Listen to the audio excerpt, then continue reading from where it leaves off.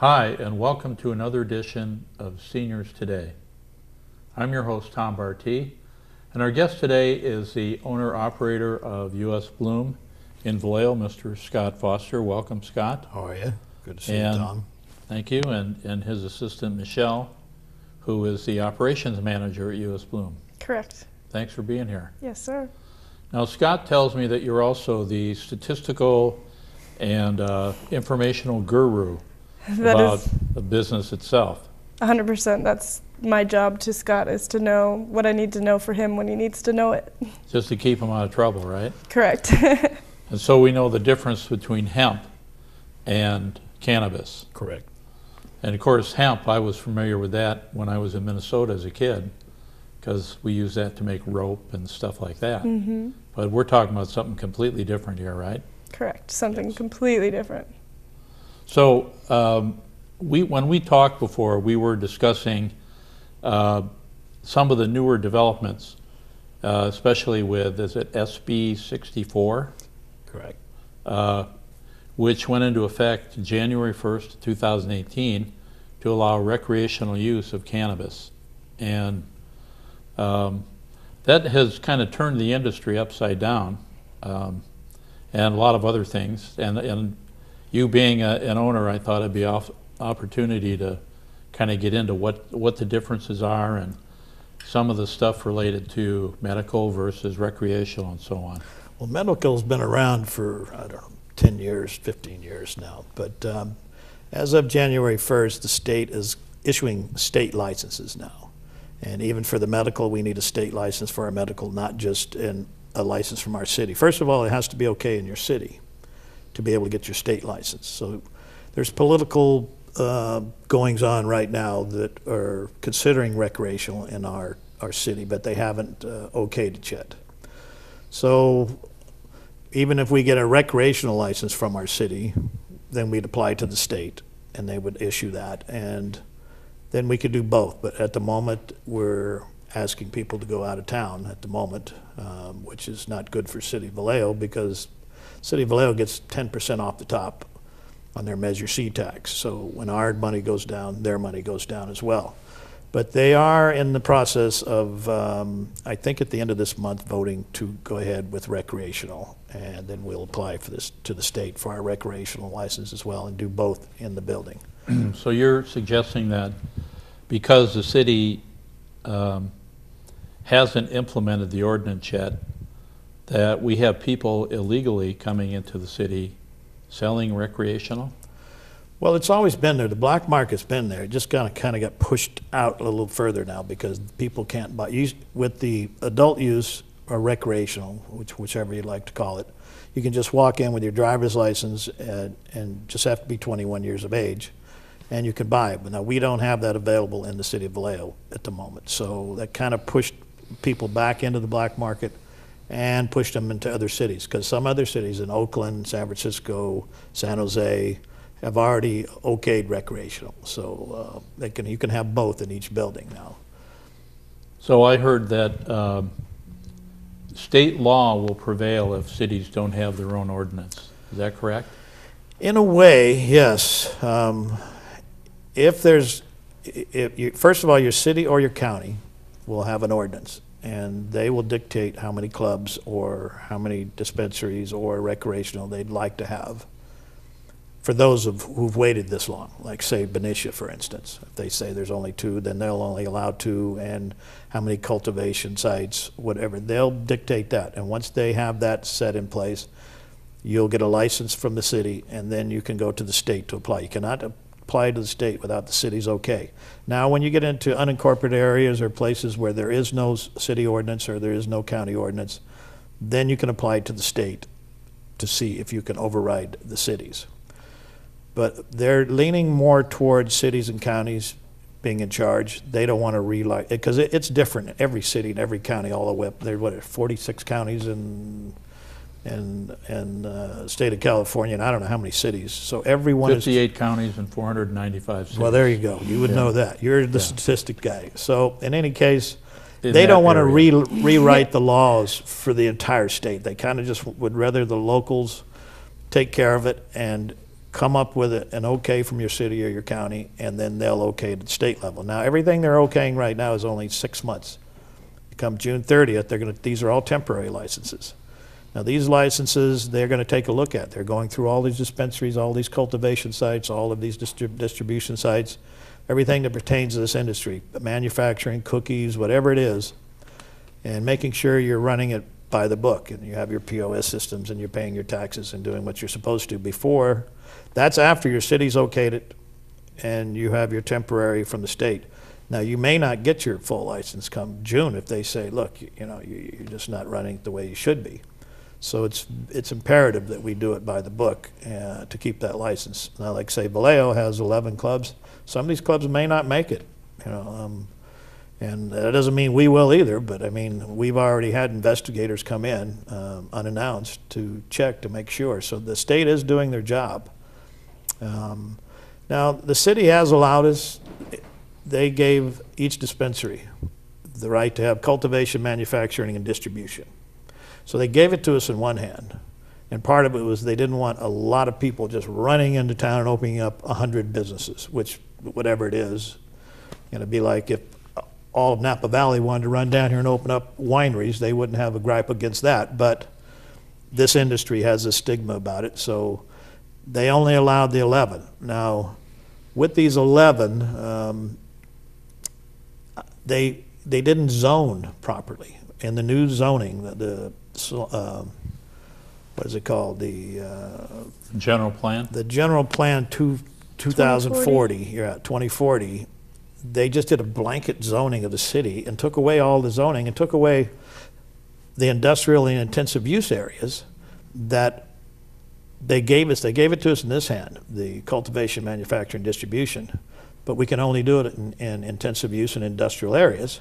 And in the new general plan, they took it away from us because they took all those zonings away. So that's another problem that we have to work through with the new city planning manager. I forget what her name is. I can't pronounce her name correctly. Hassan.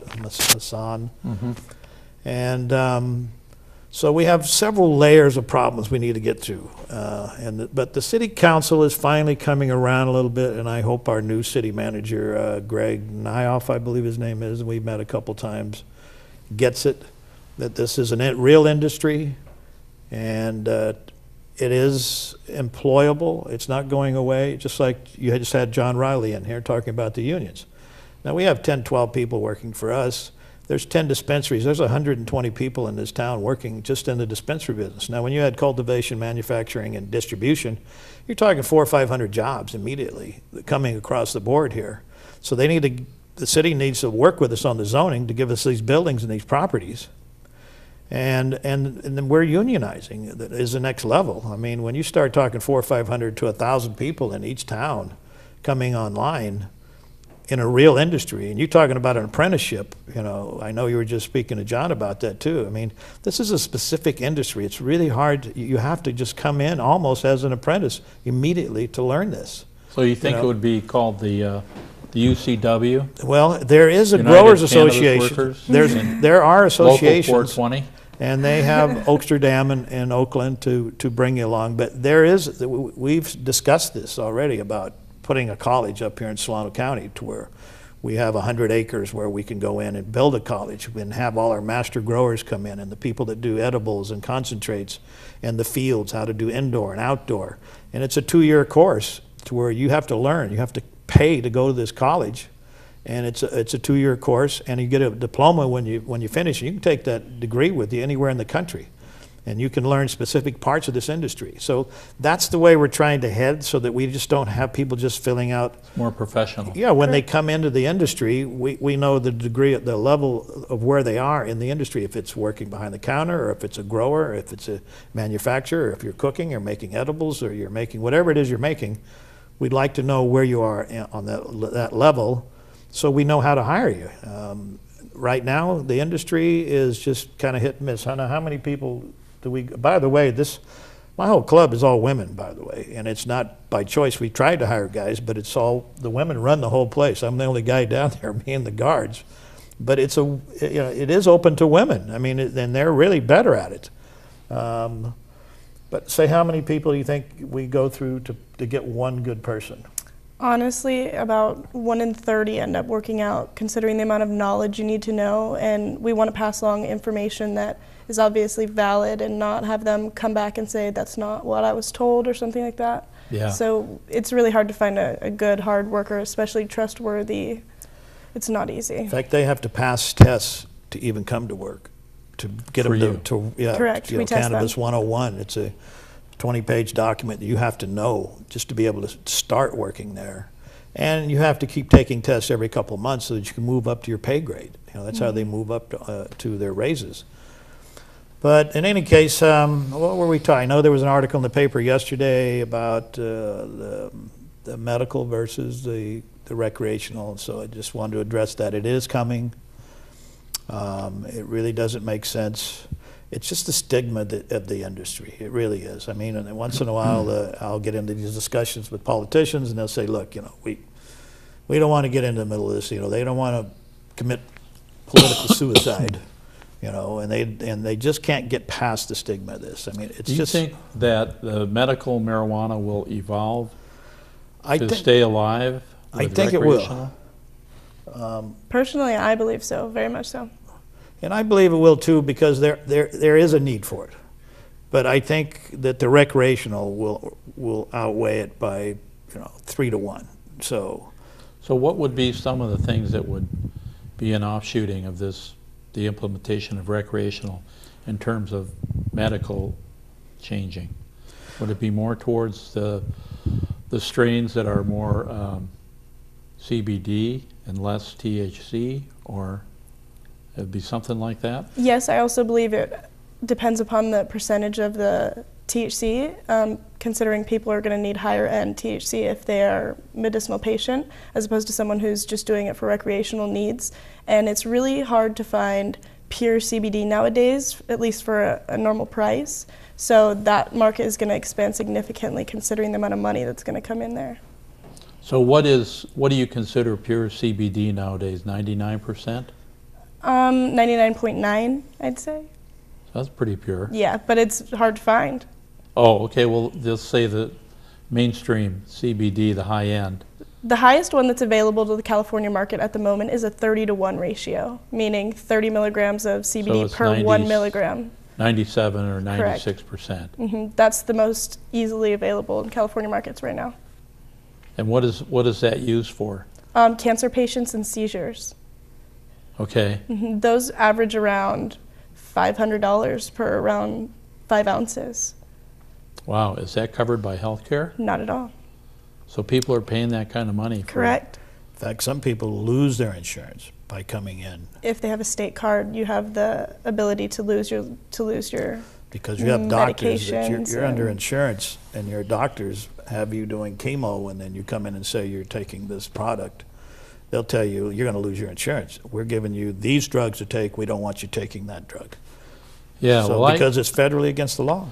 I've heard that some of the HMOs have been kind of modifying those guidelines a little bit with the implementation of recreational. Because I heard one HMO was people that were taking other kinds of painkillers like Vicodin and stuff like that were being told that they can't do both at the same time. And they were taking away their Vicodin prescription Correct. if they admitted to smoking marijuana or using it. And I heard that that was easing up a little bit. It really depends on the doctor, honestly. We have some patients who are real cancer patients who really are terminal. They have less than 6 months to live, and they have been threatened to have their medications taken away if they continue to use medical marijuana. And we also have patients who are diagnosed with brain tumors but are encouraged by their doctor, keep doing whatever you're doing, because whatever you're doing is at least helping in some small way. Yeah, some of the product, even for terminal patients, it does stimulate your appetite, which helps you eat, because most of these people that are on this chemo, they don't care to eat, or their bodies hurt and they want some pain relief, so it helps in that way. And then we've had patients come in, and I don't want to say their names, but you know a couple of them that have passed away that came in and said, look, I'm going out. I just want to relax, and I want to laugh, and I want to be upbeat. because there's two types of, you can add CBD with THC, and the THC has two types. It's an indica or a sativa. Indica is down, relaxation. Sativa is uplifting, cranial high, which makes you laugh and makes you upbeat. And we've had both type patients come in that say, look, I just want to be medicated and fade on out. But then there are other patients that come in and say, I want to be medicated, but I want to be uplifting. I just don't want to go out on a bad note. I want to laugh my way out of here. So it's not like a cure-all. It's more of a keep you comfortable type of thing. right. Yeah. So you indicated that you thought that because of the stringent guidelines to have a permanent license in recreational, that some of the existing medical facilities probably won't be able to make the transition. Yeah, we'll use Vallejo for instance. I mean, there are clubs that have been operating close to the line, let's say. I don't want to bad rap them, but, and they weren't even using POS systems. They weren't even, they weren't regulated. The city didn't have enforcement, and that's one big thing about, I'm hoping for Greg Nyoff, is he's big on police and fire. And at our meetings, he's going to up enforcement, and I welcome that because we need that. And even after we all have our licenses, and I actually wanted to sit down with Bill, Senator Bill Dodd, because I noticed he's really wants to get behind this. It's the drunk driving, and I read something about it the other day, and I wanted to sit down and see if we could collaborate a little bit on this as well, enforcing driving under the influence of cannabis as well. So Bill and I are going to have a conversation. He doesn't know it yet, but I saw that in the paper, I think last month, that he was really pushing hard on that. But the enforcement is big on this industry because I think people will accept it better once there's real enforcement. The way it's been going now, it's the wild, wild west, and I think that turns a lot of people off, and even council members and mayors, because they just don't know what to expect. With real enforcement, I hope we get with Greg's help. And I'm one person who believes instead of just taking this 10% Measure C money and putting it in the general fund, we collect almost $3 million for the city of Vallejo. That was newfound money. It fell out of the sky. It wasn't here 3, 4, 5 years ago. And they're taking it and spending it on old debts or on certain things that they want to spend for this year or next year. This needs to be dedicated to this industry. And that means enforcement, having someone down at the city hall that's one person in charge, staff, whether it's in Donna Mooney's office for attorney's fees or in Greg's office for city manager's office, and we really need someone in enforcement down in the planning department, building department, to make sure that these clubs are run proproperly. That takes money. So when you have a couple, $2-3 million that comes in, that money should be allocated to staff members who enforce this industry, and a couple $1 million going to the police department because they're the ones that are going to really have to go out and enforce this, and they need the money. And the fire department as well, because all these people that can grow 6 plants in their backyard now legally, they're all growing indoor, and believe me, some of them are going to be growing more than they should or overpowering their electrical. This fire department's going to be busy. And they need to quit putting the money in the general fund and putting it back into this industry. And I know we're going to get some pushback from the city hall on that, but in the end, it's the byproduct of that is that we have more infrastructure here. We have cops on the street. So they're not only just enforcing this industry, but we can put more police on patrol and help the police department and the fire department, which is badly needed. And Greg is a big proponent in that right at the moment. So that's one thing that I'm really going to push for. I know City Hall is going to probably push back. They want that money in the general fund to use however they like. And they'll say, well, they use it for this industry. Well, they don't use it all, not enough for this industry. And we could have had that in place years ago, but I'm not going to get into the political part of who and why, what happened in this town. It's just no sense rehashing it. I heard that Benicia had a debate on whether or not to have dispensaries on First Street, and they came up with a compromise of something off First Street and maybe 2 dispensaries. And Napa, the city of Napa, is looking at having a couple. I heard American Canyon said that they didn't want any. The mayor actually, I think at one point, suggested that the ones in Vallejo were close enough for his constituency. And In Napa, you're saying? pardon me? Were you saying in Napa? American Canyon. Oh, American Canyon. Yeah. Yeah, they're Napa, strict. they struggled with it, and I think they've accepted the inevitable, and they're going to be doing a couple, maybe 3. Well, Napa and American Canyon resisted for a long time because Yeah. they sell booze up there. You know, they got enough problems. In Yeah. fact, they did a survey a couple of years ago to find out how many people got pulled over on the way back from Napa Valley. You know, all the tourists, and you know how, you know, what the percentage was. That it was 78% was Napa people. Yeah. And it wasn't the tourist. And so they have their own problems up there, and now they don't want to add smoking cannabis and drinking, but you know, it's inevitable, like you say. It's a real industry. In fact, this industry is going to dwarf the wine alcohol business, you know, combined. It's usually you can get more crops in a year if you're doing outdoor. You can get in 4 to 5 crops if you're doing indoor. The lease on the property is 10 times higher than any other leases, so it's a plus for your city or our city. Plus, they get 10% off the top. There's no, tell the wine industry, give me 10% off the top. And then you also earlier suggested that in Sonoma County, there's some vineyards that are tearing the vineyards out and replacing it with Yeah, grows. Sonoma is way ahead of the curve. They're doing events now, cannabis and wine events combined up there. They're thinking forward. They have a little vision. Solano County, I know that Aaron tried to help out when they voted on how many plants could be planted in people. You know, each person could do 6 plants. The county supervisor said, no, we only want 2. I think they settled on 3. You know, that's for any individual. Now, why? Now, the first time that they have to, someone calls in, the neighbor calls in because you have 7 plants or 4 plants. Now the police have to, sheriff's got to go out there. Now he's got to enforce that. Now he's got to take that plant into custody and put it into the system. He's got to get a court clerk, get a county clerk to get you a court date. And by the time they get through screwing around with that, the first time they have 2,000 of these show up in the court, the judge is going to say, who made this decision? You know, I mean, you can't clog that court system up with that. So they'll loosen up a little bit, and I just hope that, you know, they get the industry and have a little vision and think 10 years out from now, this is not going to be a big deal. Once the enforcement's in, it's no different than running a winery in Napa Valley or a dispensary or a brewery or, you know, I mean. Well, you know, the interesting combating views on cannabis, where you start, federal says no, state says yes. That affects banking. I was thinking just now that manufacturing, are they impacted by OSHA and by FDA? You know. Yeah, we have to follow OSHA. 100%. So are you subject to Cal OSHA? Yes, we are. And we have an HR that deals with everything OSHA. Yes. And so they do inspections and. Yes, they do. How about the people that make the?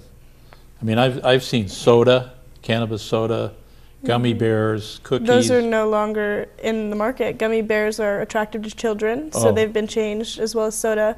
The new state law for California states you must be selling only edibles that have 100 milligram cap, 10 milligram increments, and there's no way to section off a liquid like that unless it's a tincture. 100 milligram Cap? Yeah, so no for edible.